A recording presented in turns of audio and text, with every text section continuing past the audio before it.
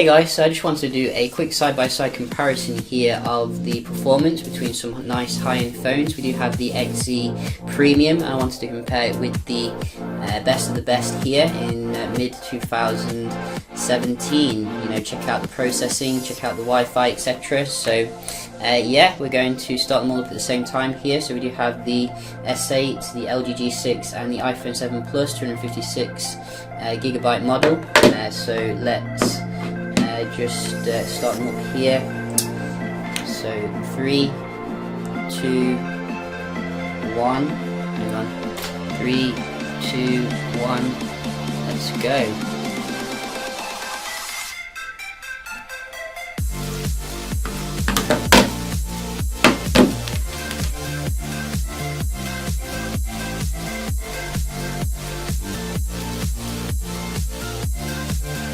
So you can see iOS always first here in terms of the boot up.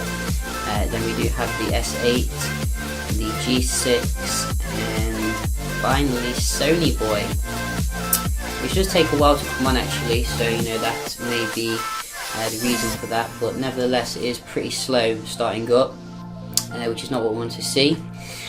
But nevertheless, I'm sure you're aware of the specs here. We are getting Exynos 8895 in the S8, Snapdragon 821, Snapdragon 835, and Apple A10.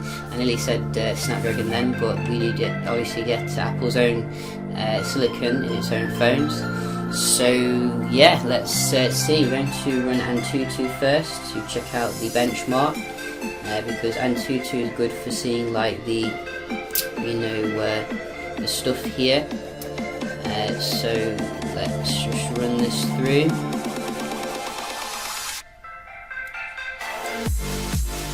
So let's go.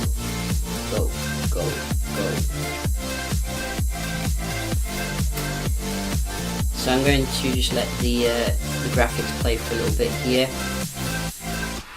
I'm sure that you probably saw the score already, which kind of gave the game away, but it is interesting to see the smoothness here.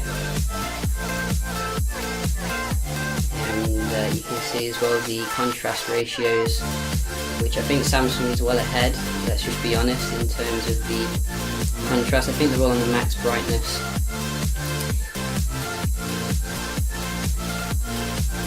All of them look quite smooth though, it's not too much difference in terms of the GPU.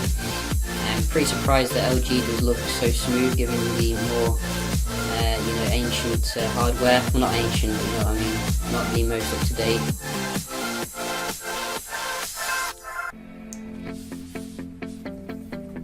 We have the full HD rendering now, which takes more toll, and you can see all of them breezing through it very nice and smooth here. No real differences. It's just the Samsung display really does kind of jump out at you in terms of the vibrancy. Maybe we'd see a bigger difference if this was like a 4K test. It'd be nice if Antutu did implement that in future.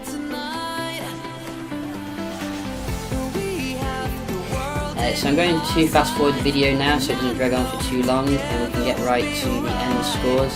So we are coming to the end here, and obviously it's not going to be a massive surprise because we did give the game away already. But you can see the Sony does seem to be finishing the benchmark a little bit faster here than Samsung, which is nice. Obviously the iPhone always finishes first. It doesn't matter what processor you're getting in Android, with a very beastly score, 179,000, which is more than Sony, and is more than LG, and more than Samsung. I'm very surprised actually Samsung is so low this year in terms of the benchmark, because usually Exynos is the best when it comes to your Android, but you can see Qualcomm's done some excellent work here to catch up this year, because they have been slipping over the last couple of years. So fantastic score here for the XZ Premium, but you can't just match the iPhone. Just imagine what the iPhone 8 is going to be. That's going to be beast in terms of the Apple A11 kind of architecture. So very interesting, and we're just going to as well move on here to the Wi-Fi speeds, because we have seen some inconsistencies now and again with the Wi-Fi here. So I just wanted to get them all on the table and see. And I think LG's released. Sorry, I think HTC has released a phone as well recently, which I might look out for. The problem is it just doesn't have much of a soul, so I'm not in a rush or anything. But you can see these are all on the same network thing. Just start with the iPhone, which usually doesn't let me down.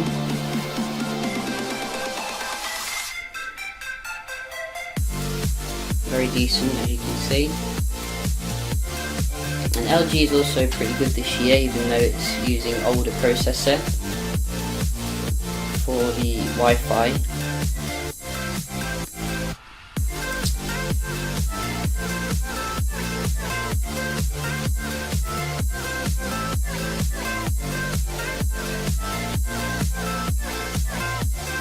It was pretty good, but clearly not tonight. How strange. I'm sure it's done better than that before. Maybe just having an off night. Samsung, it is your turn, which I've been quite disappointed with in terms of the Wi-Fi generally. Doesn't seem to be very consistent. I mean, it's decent, don't get me wrong, but Sony was killing it the other day in terms of the Wi-Fi, and maybe it'll perform today.